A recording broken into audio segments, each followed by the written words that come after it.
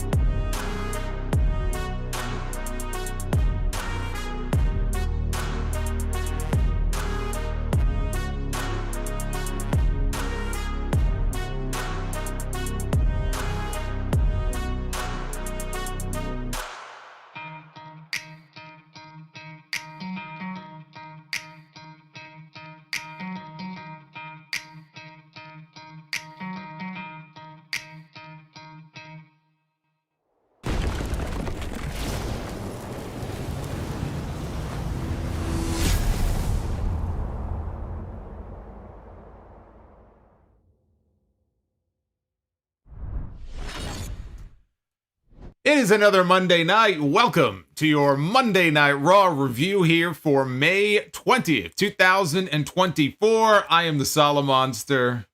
You know, I see Uffman in the chat. He's trying to put himself over. Let me just give him a shout out here right off the top. Shout out to Uffman for the Mariah May shout out that you saw there at the very beginning. I only wish it were longer, but yes. Thank you very much to Uffman. I already said thank you in private. But he was able to get Mariah May to say hello here on the channel. So I thank him for that.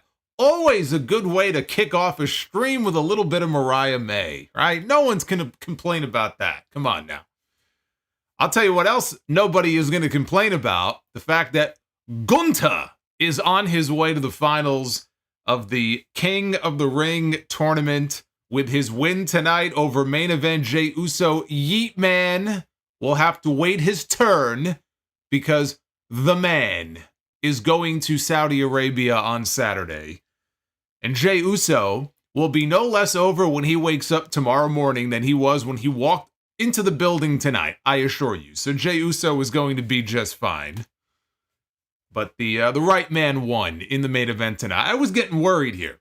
I thought that they were going to send Jey Uso all the way to King of the Ring to wrestle Tama Tonga in the finals. That is not the match that I wanted to see. I was starting to lose hope that maybe I was wrong. Maybe we were going to get a bloodline final. But that is not the case. We also know who is going to the finals of the Queen of the Ring from the Raw side of things, and it will be Bird Girl. Lyra Valkiria pulled off the upset here tonight over a former WWE Women's Champion in Io Sky. She will go to the finals in Saudi on Saturday. The only question is, who will Gunther be wrestling and who will Lyra be stepping into the ring with? And it seems pretty apparent to me that we are in for a Gunther-Randy Orton final on one side, and we are in for a Lyra Valkyria Nia Jax final on the other. The stage is set It won't be confirmed until SmackDown ends on Friday night, but that is what it looks like. Chad Gable is on the show on Saturday. He's going to be wrestling for the Intercontinental title, but tonight he pinned the Intercontinental champion one-on-one on television. Pinned him right in the middle of the ring. I don't think that bodes very well for Chad Gable going into the show this coming Saturday. And the other thing that we also had tonight, we witnessed a murder on live television.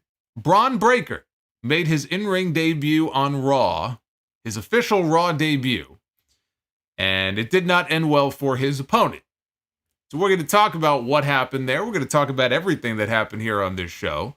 And even before I get into all that, let me just mention one other non-WWE note, one non-Raw note, because PW Insider had a news update during the show tonight, and it pertains to an AEW star. It pertains to Eddie Kingston, who lost his New Japan Strong Openweight title, not this past weekend, but the weekend before, here in the States, but it was at a New Japan show against Gabe Kidd.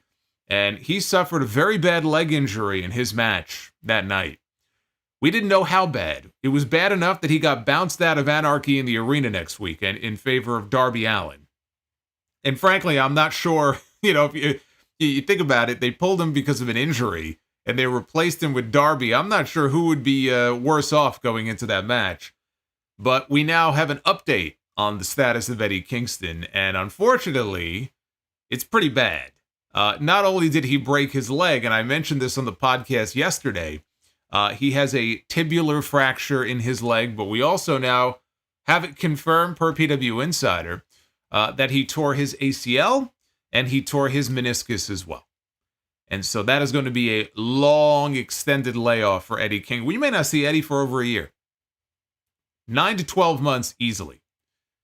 So we'll see him again in 2025. There will be no Wembley for Eddie Kingston this year. I know that he wanted badly to be on that show, but that is not going to happen. So, best wishes to him. It's a shitty injury. That's kind of the trifecta there that he hit.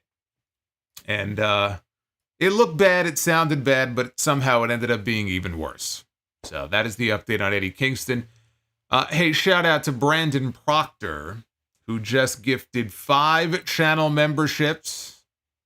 You are awesome. I would give some memberships myself, which I am supposed to technically be able to do, and yet the option is not available to me. I don't know if I'm too big for it. I don't know, but always love seeing people gifting memberships to others here on the channel, and I got some plans for you channel members very soon. So stay tuned for that. This is your Monday Night Raw review. As I mentioned, it is May 20th. It is 2024. I am the Solomonster. Do me a favor. All 80,000 of you have subscribed. We don't have 80,000 here with us tonight, but we have 80,000 here on the channel. I can't get to 81 unless you hit the sub button. So subscribe, hit that like button as well. 400 likes is the goal tonight for our Be the Booker segment, Be the Booker, which we will do only if we hit the goal, so that will be later on in the stream. Super chats are active. You'll see them popping up on your screen here in a little bit, and I will read every single one of your messages. They are the easiest way to support here during these live streams, and I thank you for it now and always. You'll find the special amounts in the description down below, but it can be any amount that you want. So super chats are open. There's one of them right now. That's our $15 one from Uffman, the man himself. You're welcome again, boss man. If you think that Mariah is beautiful on camera, she is 100 times more in person. Pictures are up on the private group page on the Book of Face. I will have to check that out in the private Solomonster group on Facebook. Yeah, Mariah is, she's quite a looker. She's quite a looker. Although I know that Mother Wayne was there as well. I thought maybe you were going to get me a photo or a video, something with Mother Wayne, but Mariah May will do. I'm certainly not complaining about that. Hey, Justin, man, thank you for the gifted membership. Justin G coming in hot. Hey, Rock Dwayne says W stream. That's right. That's right. Rock Dwayne. All right, let's get into this here. I'm having too much fun with you guys. We got to get into the show. I might have more fun with you than I did with this show, and this show wasn't even a bad show. But we have to control ourselves here. So you keep having fun. I'm going to get into this review here. The show opened tonight with the Intercontinental Champion, Sami Zayn, coming to the ring for a promo. There was a fan in the crowd that held up a Higher El Generico sign. I'd like to see that. I don't know what he's been up to all these years, but it's never too late. He's probably a little old by now, but I would love to see El Generico in WWE.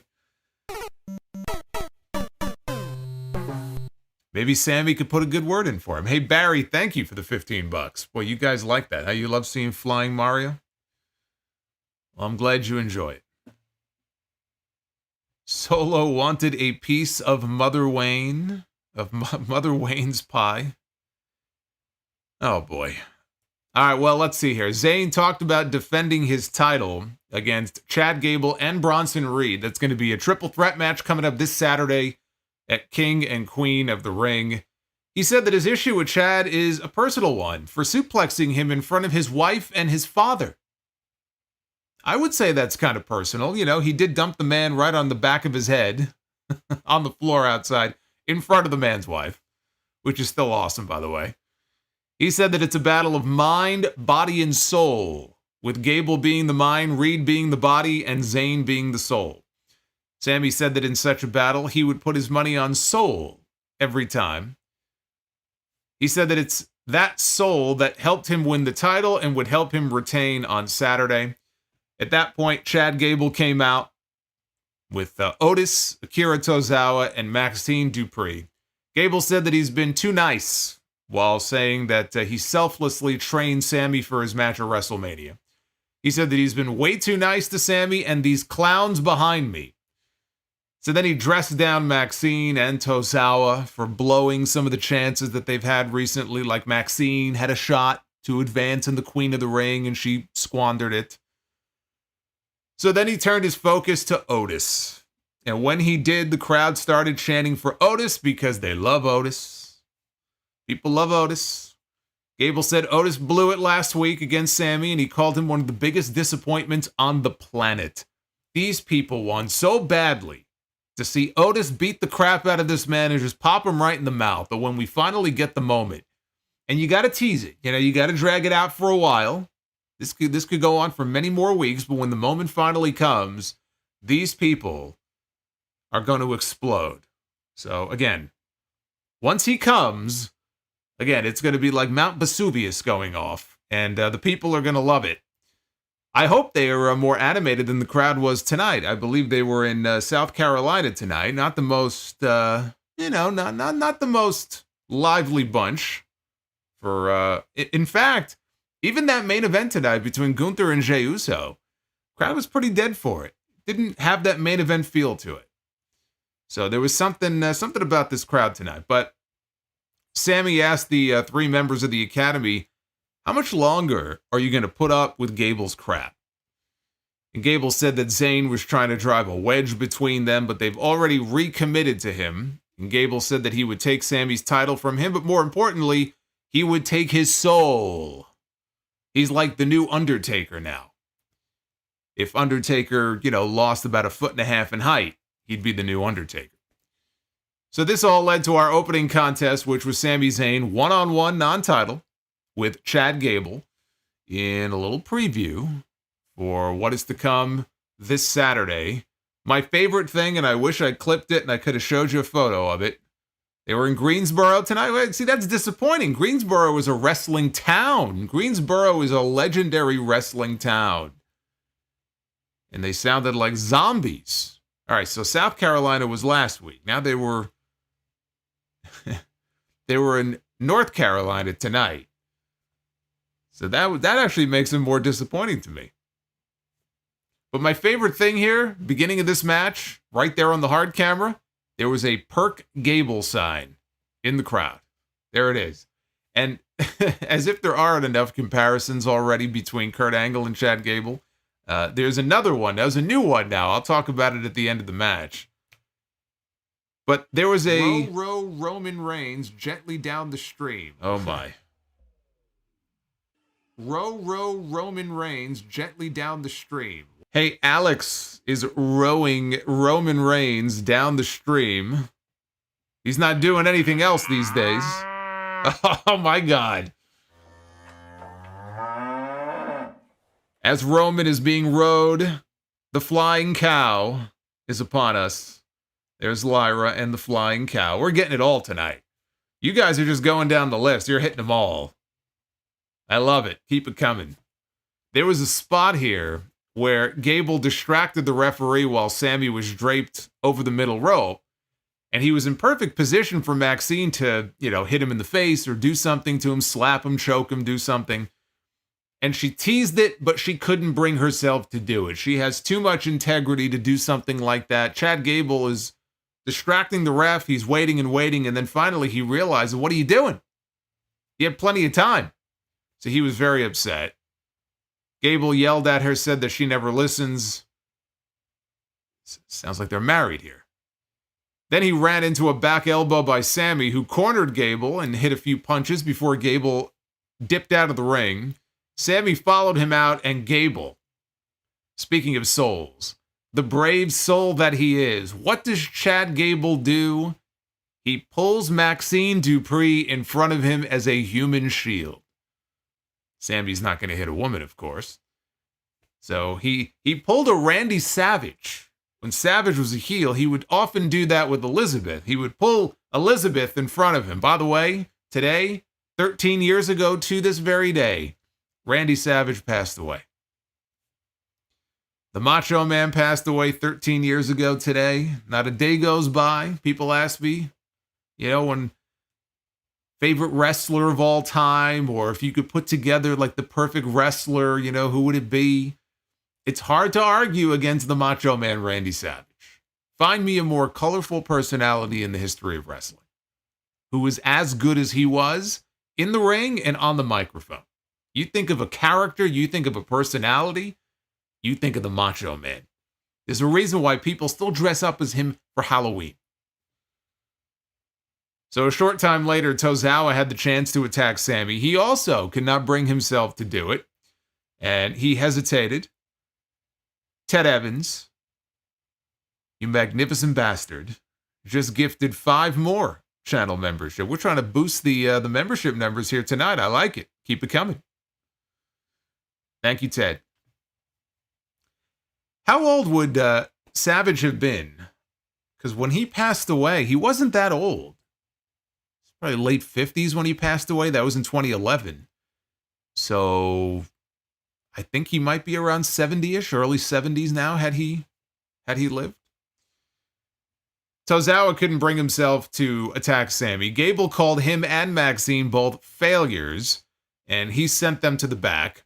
Sami grabbed Gable from behind, picked him up into a beautiful blue thunder bomb for a close near fall. I so wish that he or someone would use that as a finishing move. It looks too good to be just a setup move to the next thing. So he kicked out.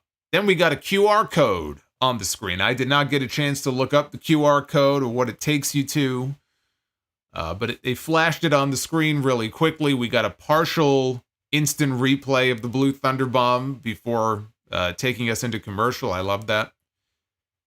The crowd chanted for Otis as Gable handed out German suplexes to Sami. Sami escaped and hit Germans and a Michinoku driver for 2. Sami went for the haluva kick. Gable picked his leg, though, and applied an ankle lock until Sami got a rope break. So Gable throws Sami out of the ring. And Sami just so happens to land right in front of Otis, right at the feet of Otis. And Gable distracts the referee to give Otis a chance to do his thing. And Otis stops short of striking Sami Zayn. And Gable berated Otis. He went outside. He slapped him in the face. Gable grabbed the Intercontinental title. He tried using it as a weapon in the ring. Zayn ducked it, though, and grabbed him and then hit an exploder in the corner. And Gable, still holding the belt, went over for the exploder. So the referee goes to check on Chad Gable. And Sami is in the opposite corner setting up for the haluva kick. As this is going on, Otis gets up on the apron and he suddenly crushes Sami with a clothesline in the corner. And then ducks down off the apron. Gable then hits Zayn with the Chaos Theory, rolling German, and he gets the pin.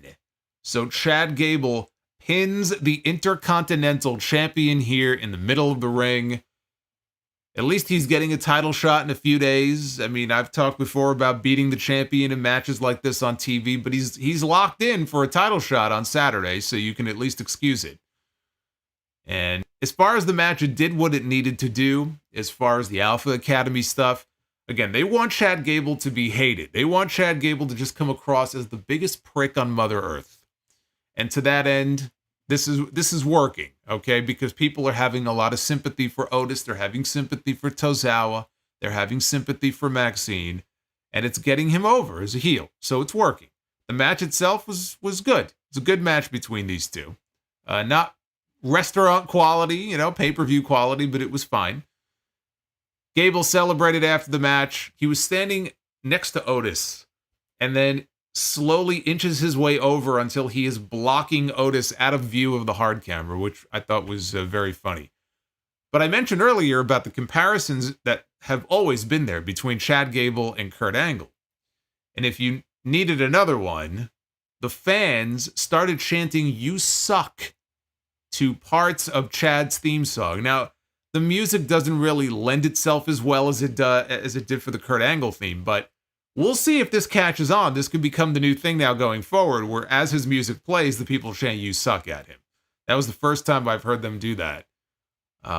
If you listen to my King and Queen of the Ring preview and predictions from the podcast yesterday, episode A62, if you haven't, I don't know why not. But on the show this weekend, I ran down the card for Saturday's show, and I already had Sami Zayn retaining the Intercontinental title even before I saw what they did here. Seeing what they did here only reinforces my opinion that Sami is not walking out without that championship. He's going to retain. Chad Gable, I don't believe, is going to win the title on Saturday. Not going to happen, not yet. But after watching this, he beat the champion. He's on cloud nine, right? He thinks he's got everything all lined up. It doesn't bode very well for him, I think, on the PLE this weekend. Now, Otis could play a role. He maybe fails to do what he is told to do. It ends up costing Gable. Now, I could see that happening during the match. Sami then goes ahead and pins Bronson Reed. I would not have him pin Chad Gable. I would keep him pin-free. It's a triple threat. No reason Sami can't get the pin on the other guy. Keeps the feud alive so that eventually they can run it back in a singles match. Whether they can hold off until Money in the Bank or they want to do it on a episode of Raw. Look, I could see them headlining an episode of Raw 2 or 3 weeks from now. Sometime in June, early to mid-June, we get a main event of Chad Gable and Sami Zayn for the Intercontinental title, and that's where Gable wins the championship. I think he should win the title. He's been trying to win this thing for almost a year. They turned him heel. The stars are aligned. I don't see any reason why you can't put this title on him and then have Sami chase to try to get it back. But Money in the Bank is still a ways off. I don't know if they want to hold off and wait that long. So the title change, I think, is coming, but it's not coming this weekend. The backstage, Gable was with the members of the Academy. Jackie Redmond asked if using Otis was his master plan. But there was a commotion happening nearby, so before he could really answer it, off goes Jackie to go investigate what was going on. We found Cruz del Toro of the LWO. He was on the ground, sitting there. He was in pain. I think he was holding his arm. All the other members of the LWO, Rey Mysterio, they're all freaking out. They're all accusing Carlito of being behind the attack, but we don't see Carlito anywhere.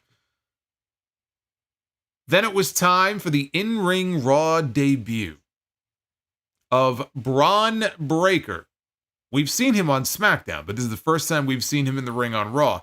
Braun Breaker is mighty pissed off about not being included in the King of the Ring tournament. He is not happy about it. And his victim, we'll call him, was Kale Dixon. Doesn't that just scream superstar to you? I mean, when you think in the history, the annals of WWE, you think of all of the great stars that we have seen over the years. Hulk Hogan, the Macho Man, the Hitman, the Heartbreak Kid, Stone Cold, The Rock, Roman Reigns, Kale Dixon. Oh, yeah, I can't wait to see him headline WrestleMania. Kale Dixon from NXT, who for some reason was wearing two different colored boots. One was red, the other was white. I don't know who dresses him, but that person is going to have to feed him also after what we saw here. So the bell rang. Breaker turns his back, and he goes to the corner. So now he's facing the crowd, and he's mumbling to himself. He's grumbling and he's mumbling out loud so we can hear him. And he's talking about not including me in the King of the Ring, right? Again, he's still pissed off about that. He's not very happy. So now he's getting angrier and angrier and angrier by the second. And he's just getting himself all fired up. And then finally, he turns around, he explodes out of the corner with a vicious spear. And he cuts Dixon in half. Dixon was on the mat. His arm was like shaking like this, right? He was selling it like his arm was shaking, like something was wrong. Braun then tosses him out to the floor. He goes outside, and Braun Breaker proceeds to run a lap. He's very fast. He runs a lap around the ring, and then he spears him again. And this guy, Dixon, is very lucky that the back of his head did not smack that LED apron. It was bad enough it smacked the floor, but I thought maybe it was going to smack the side of the ring. So Breaker got him back inside. Referee called for the stoppage, rang the bell. As the referee was helping Dixon to his feet, Braun hits the ropes several times. He crisscrosses back and forth about 2 or 3 times and spears the hell out of Dixon again. So now Breaker kicks him out of the ring, and he goes outside. He grabs the top part of the ring steps, lifts it up over his head. Now here comes some officials. Here comes some producers. I saw Daivari was out there, and they're trying to tell, no, don't do it. So he puts the steps down, and instead Braun opts for a steel chair. He goes over to the timekeeper's area, reaches over and grabs a chair. Now Dixon, unfortunately for him, had opted to rest his head in the middle portion of the ring steps where that divot is. I think they may have been, I think when Braun put them down, they may have been seated upright.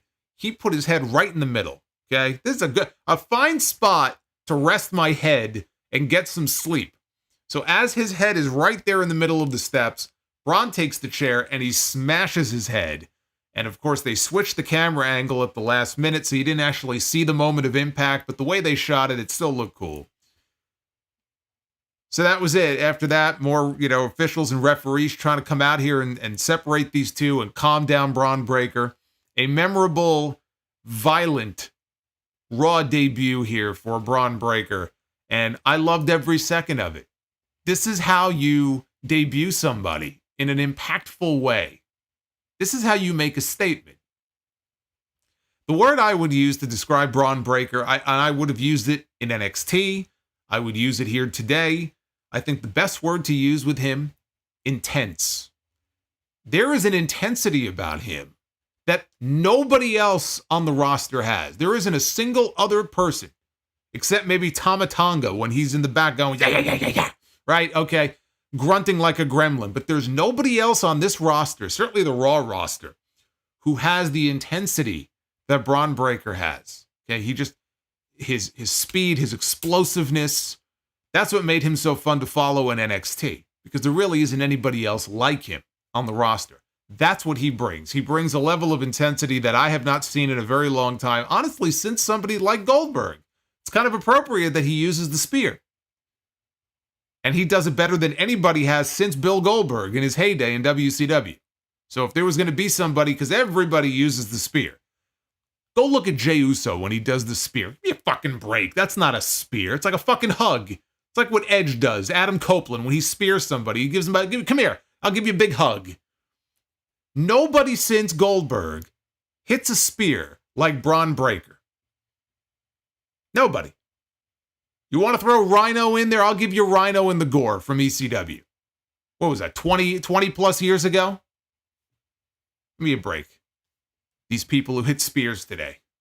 Somebody needs to wise them up. So, as vicious as this was supposed to be, he still had a segment of the audience cheering for him and doing the, the dog bark chant. Now, there's really not a whole lot you can do about that, because when you have somebody like this who goes out there and lays waste to somebody, and they look at him and they're like, hey, this guy is cool. You just want to cheer for the guy. So you're going to always have a segment of the population here in the audience who are going to want to cheer this guy. It's like when you have a serious injury angle sometimes and the heel beats up the babyface and leaves him laying, and then you have people go, one more time, right? Guy's about to walk out, like, one more time, hit your move one more time. It kind of kills the moment. You're always going to have some people who do that. But I think that when he eventually does something like this, let's say to a Sami Zayn, or if he eventually does something like this to a Jey Uso, somebody the people actually know, somebody the people actually like and respect, because I'm sorry, Cale Dixon doesn't measure up, at least not at this point in his career. That's when people will boo and will have the appropriate reaction, because now you're targeting somebody the people actually like and can have sympathy for. But here, these are just bodies, that he's throwing around and killing when he's out there. Again, Cale Dixon, what's his big claim to fame? Cale Dixon is the guy who was on The Bachelor many years ago. So for those of you keeping score here, there's a guy in NXT who used to be on The Bachelor at one time. That's him. Okay, that's his big claim to fame. Nobody knows about him otherwise. Nobody cares. He's not established yet. He was a body out there. He did his job. Braun Breaker is a beast. Braun Breaker was called up to the main roster, and people already were booking him out 3, 4, 5 years out in WrestleMania main events. We already know he's going to be a WrestleMania main eventer. We know this guy is going to be a future world champion. But this is how you establish somebody on day one on the roster. So I loved it. I also have to make this comment. As much as I love this, Pat McAfee is extraordinarily obnoxious when it comes to the dog barking stuff that he's been doing. Now, it was worse last week. I didn't say anything about it during the review last week. I just kind of skipped over it. It was even worse then. They had cut to the announcers at ringside, and he just started doing this dog barking, and Michael Cole was trying to talk, and he couldn't even talk because he wouldn't shut the fuck up. I mean, unbelievably annoying. And he needs to tone that shit down, like right now. Hey, if you want to make him the manager of Braun Breaker, go right ahead. Then perfect. That would be perfect. You want to make Pat McAfee Braun Breaker's manager. But otherwise, if he's going to be on commentary, he's got to tone that shit down. The backstage, poor Daryl Dixon over here was loaded up into the ambulance. Adam Pearce spotted Braun Breaker off in the distance. He went over to him. And he asked him, he said, what the hell was that all about? And Braun said, you can't control me. He says, you didn't put me in the King of the Ring tournament. This is on you. Boy, is this guy really upset about not being in the King of the Ring. It's almost as if Braun thinks that there's a championship opportunity at the end of the rainbow with the tournament. Maybe there is. I mean, fuck if I know, because it's not like Triple H bothered to tell us. We still have no fucking idea if there's anything other than a crown on the line in this tournament. Braun Breaker seems to think that you win the tournament, man, you get to become king. You could challenge for the world championship. You get number 30 in the Royal Rumble next year. You're guaranteed a main event spot at WrestleMania. You get a check for $1 million. You get all the purse money. The way that this guy is all pissed off about not being in this tournament. And I was wondering on Friday, this made me think of something else that I think it could tie into something we saw on Friday last week. AJ Styles cut a very cryptic promo in the back and said that he doesn't know what his future holds. You know, he lost recently to Cody Rhodes. He lost in the King of the Ring to Randy Orton. And he was going to wait until this week. He was going to wait until this Friday and go talk to Nick Aldis and find out what is in his future. And I was speculating that perhaps we might see AJ Styles be traded to Monday Night Raw. Well, you wonder here, what's the... Hey, Uffman, man, thank you. You wonder, what is the punishment going to be here for Braun Breaker after what he did on this show? He was not done, by the way. This was not the last that we would see of Braun Breaker on this show causing chaos. So you wonder what punishment, if any, is there going to be for him. He specifically told Adam Pearce, "You can't control me." Makes me wonder if maybe we are going to see a trade. If Adam Pearce feels like I gotta get this guy out of here. I can't control him. He's a wild card. He's a loose cannon. Maybe he and Nick Aldis, they work out some kind of an arrangement where we can have our first post-draft trade, and AJ Styles comes to Raw for a fresh start. Braun Breaker goes to SmackDown. It's at least possible. Now, it would be pretty dumb because they didn't wait until after WrestleMania to call up Braun. So we had Braun being courted by both GMs for weeks. He finally signs with SmackDown. He's on SmackDown for maybe a month, and then he gets drafted from SmackDown to Raw. Now you're going to move him back from Raw to SmackDown. That would be pretty dumb, but it's possible that there could be a trade in the works. We'll see. We'll find out on Friday. As far as AJ is concerned, we shouldn't have to wait very long to find out what their plans are for him. Lyra Valkiria was in the back, warming up in the gorilla position. Becky Lynch showed up, gave Lyra a little pep talk before she made her entrance for our first of two semifinal matches tonight. This was the Queen of the Ring semifinal match with Lyra Valkiria going one-on-one with the former women's champion, Io Sky. Sky dominated Lyra for a while until Lyra hit a very impressive-looking German suplex. Lyra followed with clotheslines, with some kicks, with a flying crossbody and a fisherman suplex for two. Sky followed with a double knee strike for a 2 count. Lyra applied a pendulum swing, and this is where we got our first real reaction to anything in this match, because up to this point, it didn't feel like the people were really feeling this match. Again, I got the same feeling in the main event later, but she got her in position for this pendulum swing, and the fans liked that. Fans kind of popped for that. So Io kicked out of a cradle, applied a crossface. Lyra got out of it, but Io landed a springboard drop kick and then followed with a springboard moonsault out to the floor. After a second commercial break, because this went through 2, Io missed the Meteora. Lyra hit a tornado DDT. Lyra hit a version of a fisherman's buster for 2, and then blocked a moonsault attempt. Io, though, powerbombed her out of the corner, but she did not go for the cover. So she hits this powerbomb out of the corner, and then Io just sort of collapses right next to her. Once she recovered, though, she headed up top for her over-the-moonsault, but Lyra avoided it. Io landed on her feet. Lyra tried for her Nightwing finish. Io, though, countered out of it into a sunset flip type of pin. But Lyra, with presence of mind, sits down on top of Io and then hooked one of Io's legs forward for the upset win. She was trying to hook the other leg, too. And Io was just almost like she was bicycle kicking the air, and she kept moving her fucking leg. So she had the one leg, and she hooked it forward, and she got the shock pin. Shock as far as I think a lot of people would probably be shocked by that outcome. And she gets the upset win. So Lyra Valkiria here, only on TV for a few weeks, pins a former WWE Women's Champion, the woman who went to WrestleMania to defend her women's world title against Bayley. Loses to Lyra Valkiria here. They got a lot of time. They gave them almost 20 minutes, which was great to see because it's a semifinal match in the tournament. And you would hope that the deeper you go into the tournament, the more time you get. I'm not saying the finals have to be 45 minutes to an hour, but you want the matches, the deeper you go, to have more time. And again, I just think back to the last time we had a tournament with the women like this was the Queen's Crown 3 years ago.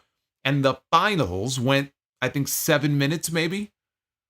This was a semifinal round match, and it went almost 20. Big difference.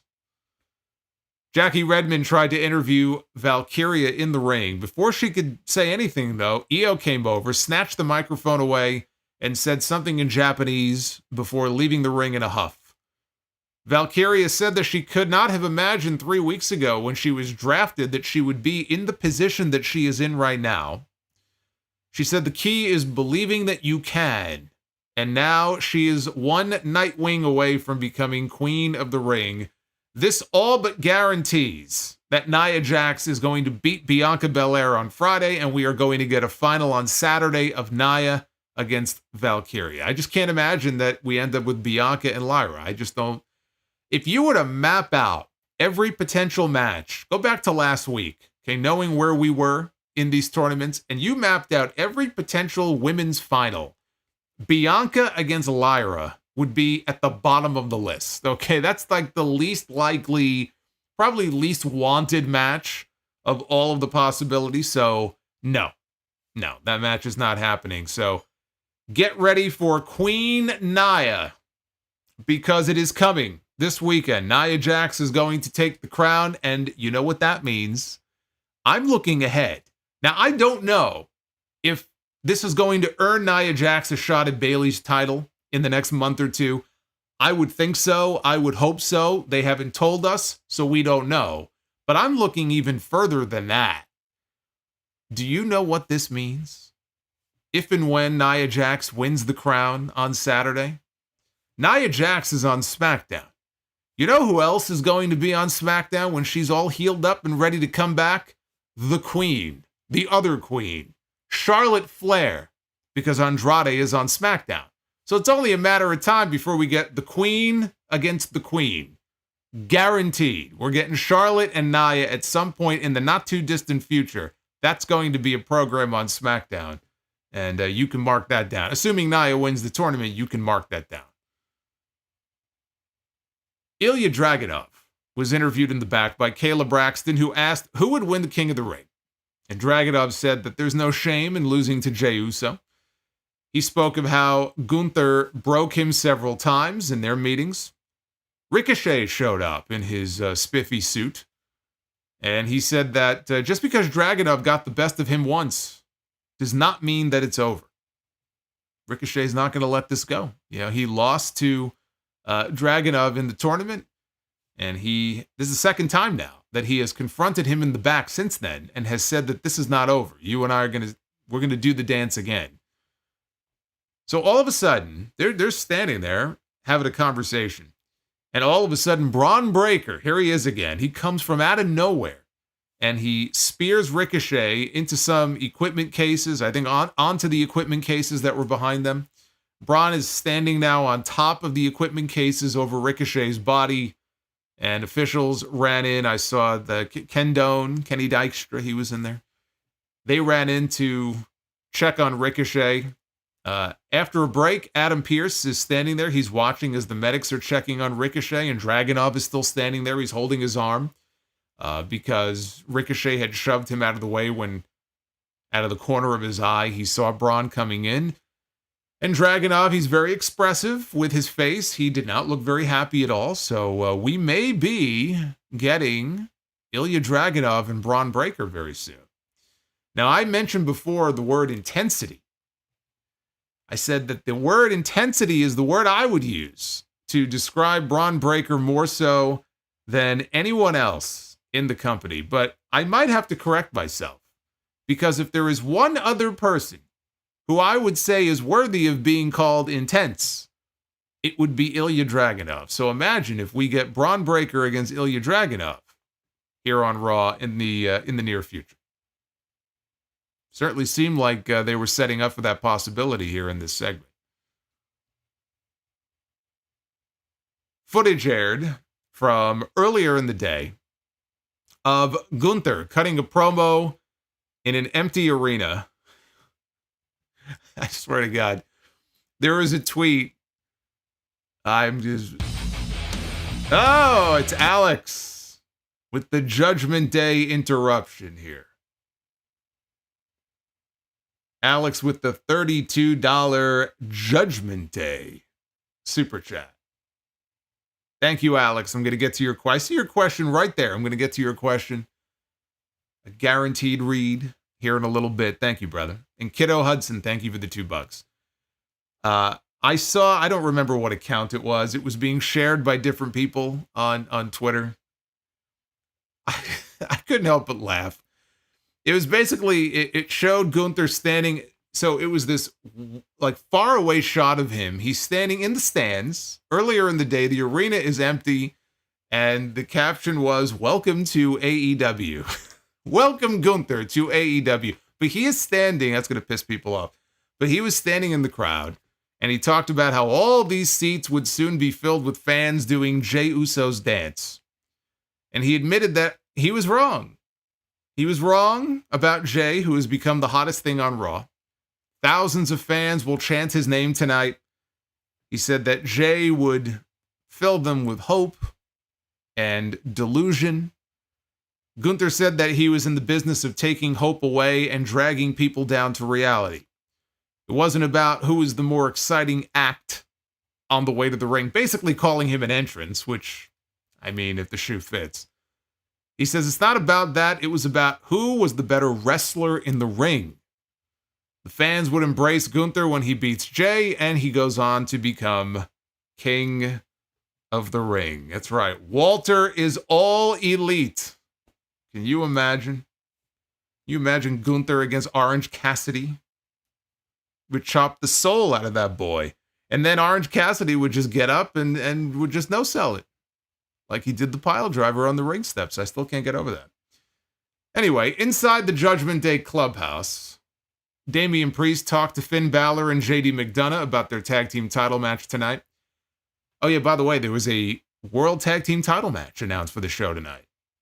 And if you watch the match, again, it didn't really feel like much of a title match. Didn't really feel like people gave much of a damn, at least not until the finish.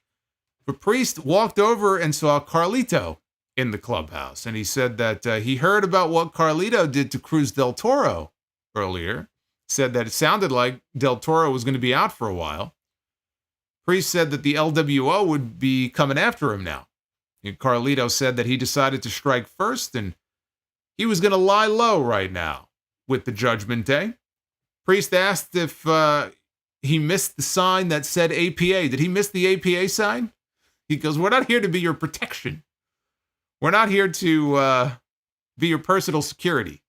So Dom spoke up for Carlito. He reminded Priest that he helped Balor and McDonough win their match last week.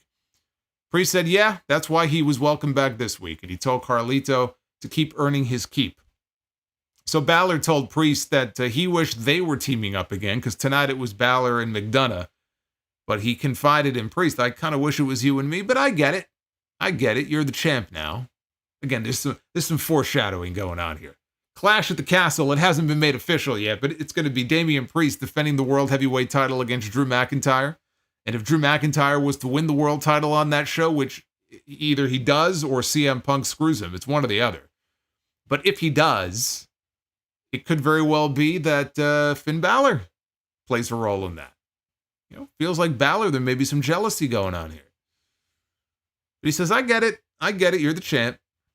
So it's all good. So off he went, and Carlito said something at this point. It was just Carlito and Priest left in the clubhouse. And Carlito said something to Priest about the New York Knicks. Priest is from New York. Losing yesterday in Game 7 and being eliminated from the playoffs. And Priest turned to him and asked him, what's wrong with you? Why would you even bring that up? Yeah, the Knicks. Hard to win a game when all of your players or all of your good players are hurt. It's kind of hard to win. But then again, I'm a Mets fan, and it's hard to win when they have all of their players on the field. So, it is what it is. Zoe Stark and Shayna Baszler, they were in the back getting ready for their upcoming four-way match. This is what they love doing. They love having four-way matches to crown number one contenders. How many of them have we had in the last several months? So they were getting ready, and they were approached by a returning name that we have not seen for a very long time, Sonya Deville, who I had forgotten about, but Sonya, I mean, she's been out for almost a year. Her last match was in July of last year. She tore her ACL. She's been out ever since. This was her first appearance back on TV. She introduced herself to Zoe, and she said that she wanted to talk to them and asked them if they had a moment to converse. Zoe was interested, and Baszler kind of put her hand out to stop her and said no. She said that they weren't interested in whatever Sonya was trying to sell them. And off they went. So look at that. Another name added to the women's division on Raw. What did I say before the draft? Going into WrestleMania, I said Triple H is going to have to blow up this division here and either start from scratch or he's going to have to call names up. He's going to have to get some new faces and some new blood in this women's division. Both of them, but more so on Monday Night Raw. And he took great steps in the draft to do that. All of Damage Control, basically all the remaining members of Damage Control, a few other people, Lyra Valkiria got called up. Now we have Sonya Deville back. So say what you want about the current makeup of the division. You may or may not like the matches or the stories they're telling. You got Becky and Liv, and unfortunately Rhea got hurt, which they couldn't foresee, and she's going to be gone for a while. But they have at least injected some new blood into this division, and Sonya is somebody who I hadn't even thought about, and so now she's back. But as far as what this is all about, I don't know. They have no trios division in this company, so perhaps we're looking at a new faction between all three of them. We had The Miz, R-Truth, teaming up to defend their World Tag Team titles against the Judgment Day. Finn Balor and J.D. McDonough. McDonough? Did I say McDonough? J.D. McDonough. Where'd that come from? J.D. McDonough? Oh, boy. Hey, Base Beerus, thank you for the $2, brother. Thank you, my friend. Too soon? Too soon for the Knicks? I didn't bring up the Knicks. Carlito brought them up. Look, you know damn well that if they would have found a way to win that game yesterday, they weren't getting out of the next series. How many injuries do they have? The hamstring. If they would have somehow found a way to win, it would have been a great moment, but the honeymoon was not going to last very long. So if that's any consolation to any hardcore Knicks fans out there, probably isn't, but there you go. So a Dominic distraction allowed Judgment Day to take control ahead of a commercial break. Truth made a hot tag later on, did all of John Cena's moves, including an STF to Balor. McDonough broke it up. Truth tossed McDonough from the ring, and Balor got a schoolboy for 2, followed by a sling blade. McDonough tagged back in, but Truth and Miz each handed out 5-knuckle shuffles. The Miz's did not look great, but he did it. Carlito ran down. Miz quickly knocked him off the apron and wiped out Balor with a dive. Truth gave McDonough a flatliner, but Carlito put McDonough's foot on the bottom rope to break the count before 3. So then we hear the music of one Braun Strowman. And here he comes. Braun Strowman marches down to the ring, and Carlito is there to meet him in the aisleway. He immediately grabs Carlito and he hurls him into the side of the barricade. And then he chased McDonough around the ring. He chased him around ringside. And you know what that means. For the first time in over a year, it is time to take a ride. It is the Strowman Express. It has been out of service for a very long time. They've been renovating it. It's had some repairs that it's had to undergo. But now look at this fucking guy. Now the Strowman Express is back in service. And we got our kind of a version of it here on this show here tonight. The train is back in service. And he chased McDonough ultimately into the ring. Braun didn't follow him in, but McDonough gets back in the ring, immediately gets hoisted up by Truth for an attitude adjustment, and Truth pins him to retain the titles. And still, your World Tag Team Champions. The match wasn't anything special, but the fans loved the finish. They did pop for the finish. They did enjoy seeing Braun. They did enjoy seeing Truth pick up the win for his team. Have you missed this guy? It's been a year since you've seen this guy here. Look at him. Look at this guy. Control your narrative. Braun Strowman. All right. Well, I'm sure we're going to be seeing more of the Strowman Express here as the days and weeks go on. So there you go. Had to dust him off for old time's sake there. Look how much real estate I don't want to hit it again, but he takes up like half the screen. My God. Anyway, in the back, Becky Lynch congratulated Lyra Valkiria on her win earlier. After Becky left, Lyra kept walking. She ran into Liv Morgan, the newly single Liv Morgan. Well, I don't know if it's new or not, but apparently that was big news this week, that Liv Morgan is on the market, that Liv Morgan is single. Here, I thought she was with Bo Dallas. I don't know when that ended, but apparently she is single. So all you people that have absolutely no prayer with her, you can at least make the effort. Go ahead. Go ahead. Good luck. Good luck. So she runs into Liv, and Liv sarcastically congratulates her and then smacks her in the face, and then walks away.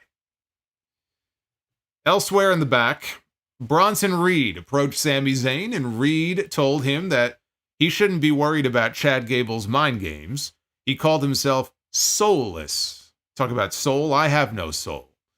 He said that he would use his body as a weapon on Saturday and earn his biggest payday yet, nodding to the Intercontinental title. Reed left, and then Otis approached Sami. Sami said, "Oh, great, the man who cost me my match earlier." He told Otis that he was better than that, or he thought he was better than that, and Otis apologized to him, and he said, "I'm sorry, I really am." And Sami said, "Look, I believe you. I know you're a good guy." He said he's been in Otis's shoes before. The sooner that you stop listening to Gable and start listening to the fans, you'll be way better off. And you could hear the crowd in the background. After Sami walked off, they zoomed in on Otis. They were loudly chanting for Otis because, again, these people are going to explode when he finally stands up for himself. Solomonster should date Liv Morgan. I'm sure she can do better. Well, she is following me on Twitter. I could probably send her a DM. Well, anyway, we'll put that on the side. Let's table that for a second, because we have to talk about this next segment, which is the Women's World Champion, Becky Lynch, coming out to the ring for a promo. She noted that Liv Morgan has not beaten her before, but we were now dealing with a much different Liv Morgan. And it did not take long for Liv Morgan to interrupt, so out she came. She didn't come to the ring. She stayed in the aisleway. Morgan said that she didn't care about the other women on the roster, barely cared about Becky. She only cared about completing the Liv Morgan Revenge Tour. And Becky said that Liv has finally figured out her purpose, but said that she couldn't relate to that because she's known her purpose since she was 15 years old. And first walked into a wrestling gym. She wanted equality and to change the game, to break through glass ceilings and main event WrestleManias. Felt like she was giving a stump speech here. Becky's purpose has remained the same, she said. When she left this place, she wanted to leave it better than how she found it. And she said that Liv's purpose was revenge, but wondered, what will you do next once you get it? So Morgan mocked her comments about breaking barriers because Becky was the most selfish person in the company, she said. Look at these comments. Solo is going to take Liv Morgan to TJ Maxx. If it was Saved by the Bell, I would take her to the Max. The Max was like the place to go to. It was like the hot place back then at Bayside High. So Becky said that she didn't care, or rather, see, now you got me all flustered here. Liv said that Becky doesn't really care about this place, and she doesn't really care about the fans. She doesn't care about you. She doesn't care about me. The crowd chanted, "What?" And so Liv, not missing a beat, she said that they couldn't hear her because they had their heads shoved up Becky's ass. Which, in terms of the comeback to the "what" chant, is actually not bad. So she said that she would get her revenge, and after 10 long years, and she got serious when she said this last part, after 10 long years, she would finally stand on top of the division as the Women's World Champion. Becky said the fans knew that Liv was lying. You can't fool the fans, and they knew that she would always put her body on the line for them. She said she was ready for a fight, and if Liv wanted to put her money where her mouth was, she can come do it. So Liv teased that she was going to get in the ring. Of course, she didn't. She backed off at the last second, and she said that she would wait until Saturday and become the new champion. So really, not a whole lot to this segment. I feel like they've done all they could do at this point to hype up the match between these two.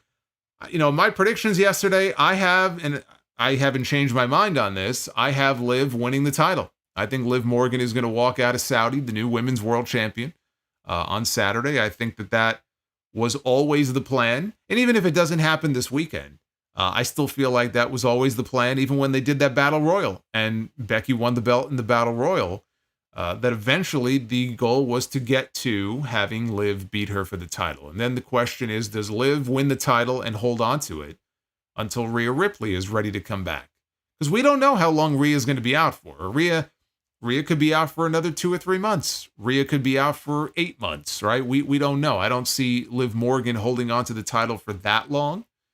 But if Rhea's going to be back later in the summer, end of summer, you give Liv Morgan a run with the championship. She's got it. When Rhea comes back, Rhea gets her revenge, wins the belt back. I could see it playing out that way.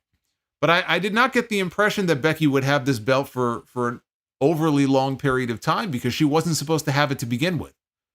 That's why she lost to Rhea Ripley at WrestleMania. But when Rhea got hurt, they went to their plan B, which was Becky.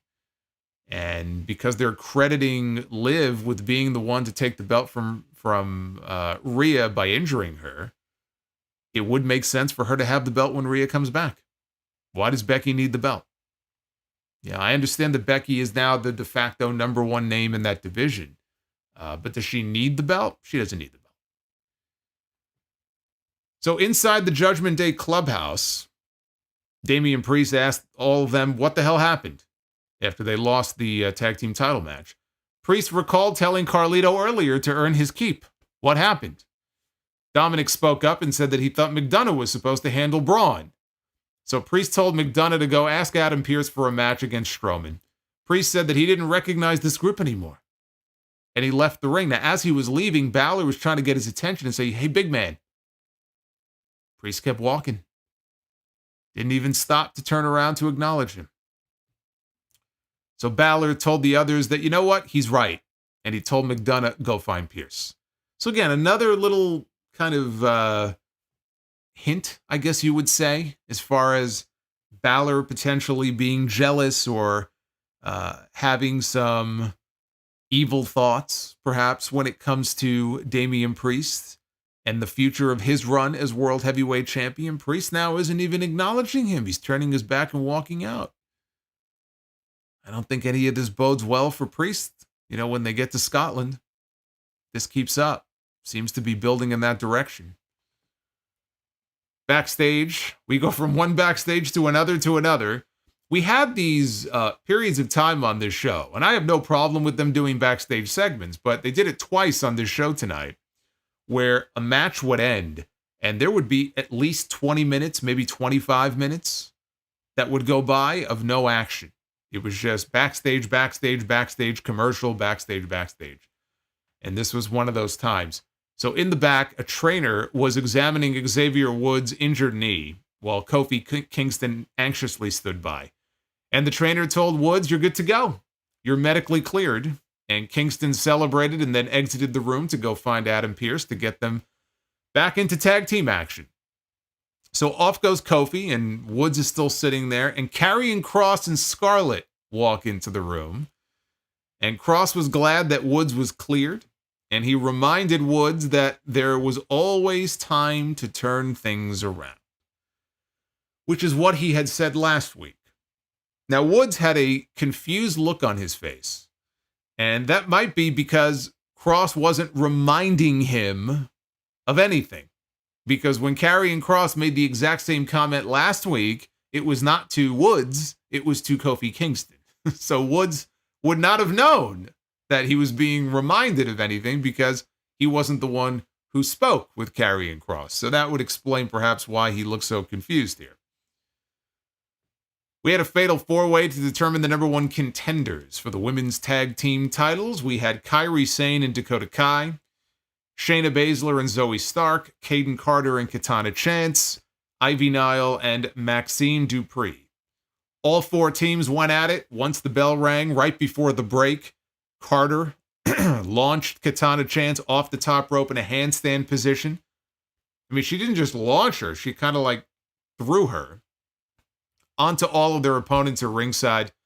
Later in the match, Carter and Chance hit their after-party finish on Maxine, but it was broken up by Dakota Kai. There was a Tower of Doom spot, and Carter and Chance, they launched Zoe Stark. It was supposed to be onto Shayna Baszler, who was laying on the mat, but she didn't really... I mean, she sold it, but she went over Shayna Baszler. So Maxine then did the reverse worm into a standing elbow drop on Dakota. Kyrie hit Maxine with an insane elbow and then went to a corner of the ring to set up for something, I don't know what. But she never had a chance to execute it because Baszler reached over the top rope, got her in a choke, and Zoe tagged herself in. Stark then launched Maxine into a knee strike from Baszler, so we had some tandem offense here. And Zoe Stark scores the pin. So they are now the #1 contenders for the women's tag team titles. Heel Kofi. Why do I see so many people talking about heel Kofi in the chat? They're not breaking up the New Day. You would think after, what has it been, 8 years? 9 years? How many years has the New Day been together? Has it been 10 years already? They've been together forever. But they're not breaking up the New Day. It's not happening. Crowd was flat for the match, but they were also flat for the finish. And we see a lot of matches on TV that maybe the crowd is not really up for. The second half, they come alive, or for the finish, they come alive. That's kind of what happened in the tag team title match with the men. But they didn't care for the finish either. This crowd was stone cold for this match. But there was a segment later on in the back where Chad Gable was chatting with the Creed brothers. Yes! Chad Gable and the Creeds. This is what I've been waiting for here.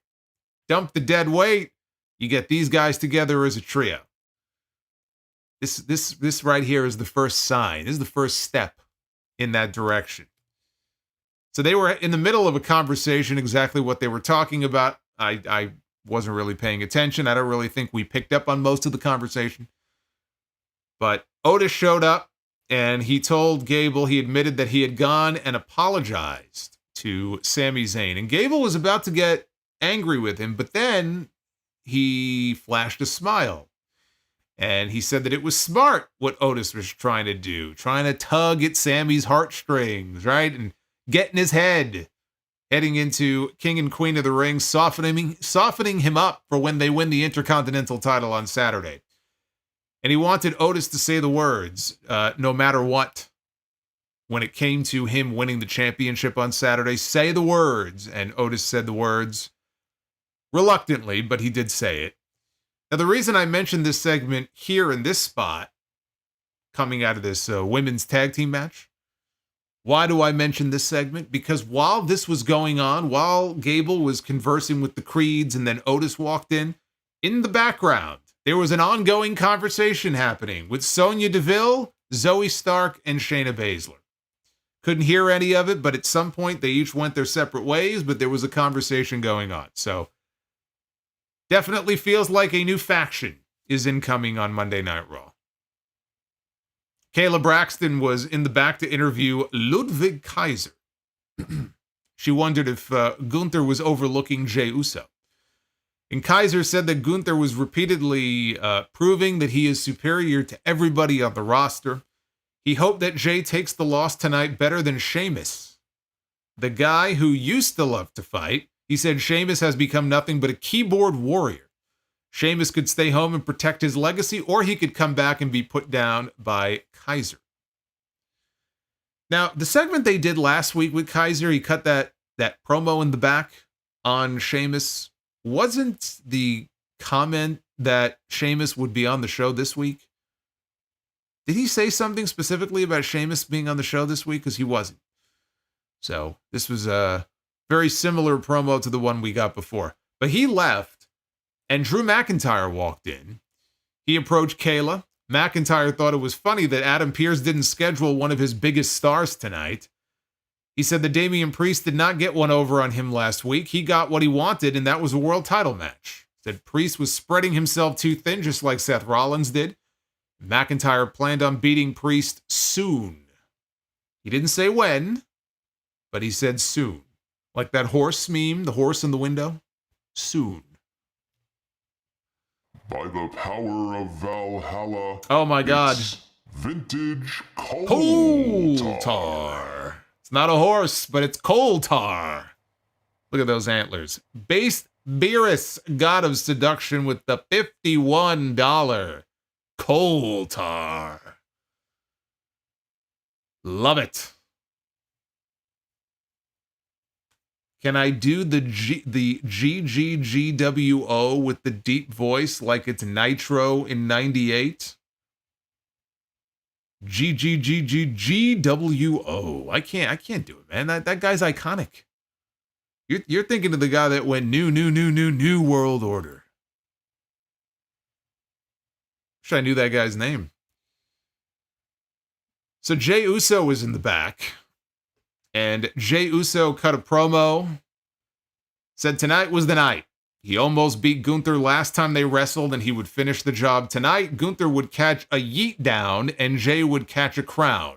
And the camera followed him through the back into the gorilla position. He told them in the back, hit my music. They played his music. And out to the ring he goes for the main event. Jey Uso. One-on-one with Gunther in a semifinal match in the King of the Ring tournament. But not quite yet, because both men entered and then they immediately went to commercial. Before they even rang the bell to start the match, they went to commercial. And then 4 minutes later, they were still standing in the ring waiting, and then the bell rang, and we were officially underway here in this main event. Jey got off to a fast start, hit Gunther with a suicide dive. Back inside, Gunther sidestepped Jey and sent him into the post, shoulder first. Gunther targeted the right arm after this. They ended up outside. He took Jey's right arm, put it behind Jey's back, and then threw him shoulder first into the ring steps outside. Then the barricade, and then finally the ring post. Gunther picked up Jey, dropped him shoulder first on top of the barricade before dumping him into the timekeeper's area. That took us to commercial. After the break, Gunther was still punishing the arm, and he had Jey trapped in a Kimura lock on the ropes. Jey countered out of it with a Samoan drop from the middle rope. And we got a double down here with both men. That created the separation that Jey needed in that moment. After he recovered, he went up top. He landed a crossbody, only got 2. Jey nailed a step-up enziguri and had Gunther stunned with one arm. The super kick was intercepted. Gunther chopped him, but then the super kick connected, and Jey got a 2 count out of it. Gunther shot out of the corner with a drop kick, shotgun drop kick. Then he hit a power bomb for 2. Gunther chopped him hard in the back of the neck. What a place to get chopped. Sure, it sent some electrodes down the man's spine. Chopped him right in the back of the neck. And he booted Jey's injured arm, hit a German suplex. Gunther hit a splash off the top rope for 2. Gunther killed this man with repeated chops in the corner. Jey came back with a spear, but in doing so, Gunther inadvertently collided with the referee.